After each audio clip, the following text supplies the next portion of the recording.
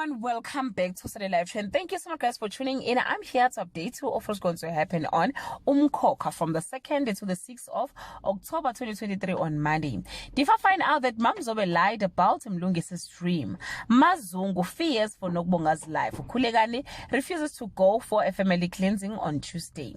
The Kumetes are in turmoil after the first fallout with Mamzobe.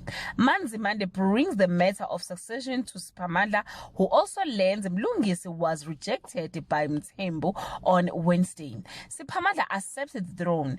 Nompendulo deals everyone a card they did not expect. Mamzobe gets a lifeline on Thursday. Sibusiso takes the first step to repentance. The wheel has everyone on tenterhooks. Nobuntu find out who stole her money on Friday. Power lands in the wrong hands. The wheel wraps the Mthembus up the wrong way. The Kumedes get a surprise visit.